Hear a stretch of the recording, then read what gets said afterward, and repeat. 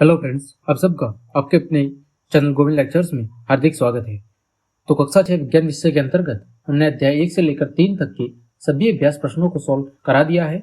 आज की इस क्लास में हम अध्याय 4 वस्तुओं के समूह बनाना, इस अध्याय के आपके अभ्यास के जितने भी प्रश्न हैं उन सभी अभ्यास प्रश्नों को सॉल्व करेंगे। तो चलिए क्लास शुरू करते हैं। देखें, पहला प्रश्न दिया गया है, लकड़ी से बनाई जाने वाली 5 वस्तुओं के नाम लिखिए। लकड़ी से कौन सी 5 वस्तुएं बनाई जा सकती है, उनके नाम बताने हैं। जैसे मेज और कुर्सी, हल, बैलगाड़ी, पहिए, दरवाजे, इन सभी वस्तुओं को लकड़ी की सहायता से बनाया जा सकता है।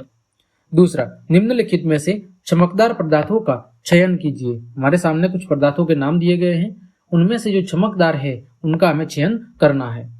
तो चमकदार कौन कौन से हैं? कांच की प्याली, प्लास्टिक का खिलौना, स्टील का चम्मच और सूती कमीज। इसमें से कौन कौन चमकदार है वो बताना है। तो देखो उत्तर क्या हो जाएगा। कांच की प्याली चमकदार होती है, सही बात है। प्लास्टिक का खिलौना चमकदार होता है और स्टील का चम्मच, ये तीनों क्या है? ये तीनों चमकदार होते हैं, जबकि जो सूती कमीज है वो चमकदार नहीं होती है। अगला प्रश्न, निम्नलिखित वस्तुओं का मिलान उन पदार्थों से कीजिए जिनसे उन्हें बनाया जा सकता है। याद रखिए, कोई वस्तु एक से अधिक पदार्थों से मिलकर बनी हो सकती है तथा किसी दिए गए पदार्थ का उपयोग बहुत सी वस्तुएं बनाने में किया जा सकता है। एक भाग में लिखा हुआ है वस्तुएं और दूसरे भाग में लिखा हुआ है पदार्थ, कि कौन सी वस्तु किस पदार्थ से बनती है। पहला है पुस्तक। पुस्तक किससे बनती है आप सब जानते होंगे, कागज से। फिर गिलास, गिलास किससे बनता है? गिलास बनता है कांच से। फिर कुर्सी, कुर्सी किससे बनती है? लकड़ी से भी बन सकती है और प्लास्टिक से भी बन सकती है, ठीक है। फिर खिलौना, खिलौना किससे बनता है? प्लास्टिक से भी बन सकता है और लकड़ी से भी बन सकता है। देखो उसमें लिखा हुआ है कि एक वस्तु एक से अधिक पदार्थों से बन सकती है, इसलिए हम 2 से ज्यादा से भी सामने लिख सकते हैं। फिर जूते हैं, जूते किससे बनते हैं? जूते चमड़े से भी बन सकते हैं और जूते प्लास्टिक से भी बन सकते हैं।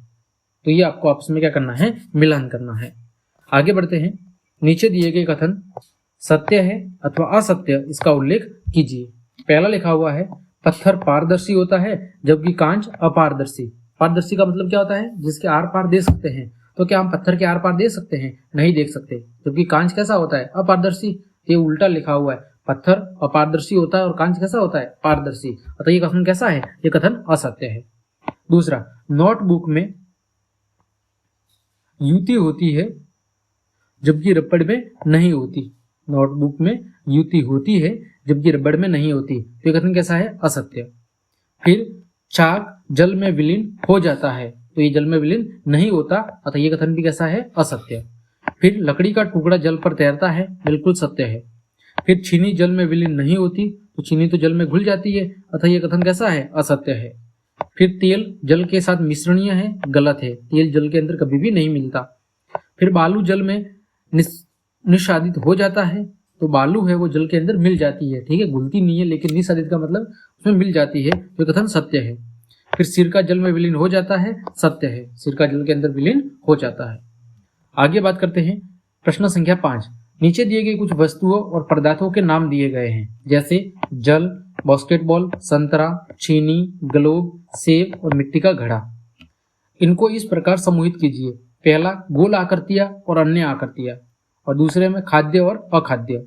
उसमें बताना है कि गोल कौन सी है, गोल के अलावा कौन सी है, फिर खाद्य कौन सी है और अखाद्य कौन सी है। तो देखो, गोल आकृतियां कौन कौन सी है आप सब जानते होंगे। बास्केटबॉल गोल होती है, संतरा गोल होता है, ग्लोब गोल होती है, सेब गोल होती है और मिट्टी का घड़ा गोल होता है। अन्य आकृतियां कौन सी है? जल और चीनी, इनकी कोई आकृति निश्चित नहीं होती है। जल की तो कोई होती नहीं है, लेकिन चीनी की कुछ भी हो सकती है। फिर बात करें खाद्य और अखाद्य, तो खाद्य का मतलब जिनको खाया जा सकता है या पिया जा सकता है, जैसे जल, संतरा, चीनी और सेब। फिर अखाद्य जिनको खाया नहीं जा सकता, बास्केटबॉल, ग्लोब और मिट्टी का घड़ा। इसको आपको क्या करना था? अलग अलग बांटना था। आगे प्रश्न संख्या 6, जल में तैरने वाली जिन वस्तुओं को आप जानते हैं उनकी एक सूची बनाइए और जांच कीजिए और देखिए कि क्या ये तेल और मिट्टी के तेल पर तैरती है। यानी कि हमें पहले जल के अंदर तैरने वाली वस्तुओं की एक लिस्ट बनानी है और फिर चेक करना है कि क्या तेल या मिट्टी के तेल पर तैरती है अथवा नहीं तैरती। तो देखो, ऐसी वस्तुएं जो पानी पर तैरती है, जैसे लकड़ी का टुकड़ा हो गया, कागज हो गया, सूखी घास का हो गया, सूखी घास का ब्लेड यानी सूखी घास का टुकड़ा वगैरह, ठीक है। ये सभी वस्तुएं हैं ये तेल और मिट्टी के तेल पर भी क्या करती है, तैरती है। यानी जल के ऊपर तो तैरती ही तैरती है, साथ ही साथ ये तेल और मिट्टी के ऊपर भी तैरती है।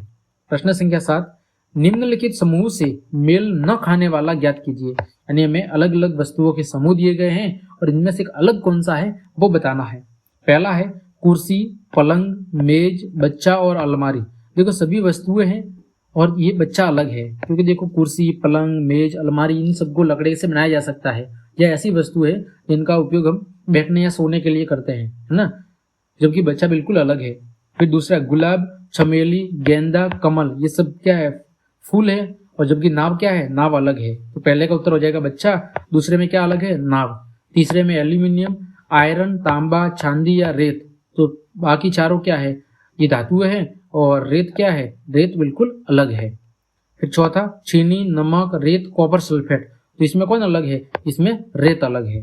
तो इन चारों में जो अलग अलग थे वो हमें बताने थे। तो इस प्रकार हमने आपके अध्याय 4 के जितने भी प्रश्न थे उन सभी प्रश्नों को बहुत अच्छे से सॉल्व कर लिया है। उम्मीद करता हूँ सारे प्रश्न आपको अच्छे से समझ में आए होंगे। तो क्लास देखने के लिए आप सभी को धन्यवाद। अगर आपको क्लास पसंद आई है तो फिर लाइक, कमेंट, शेयर और सब्सक्राइब जरूर करें। धन्यवाद।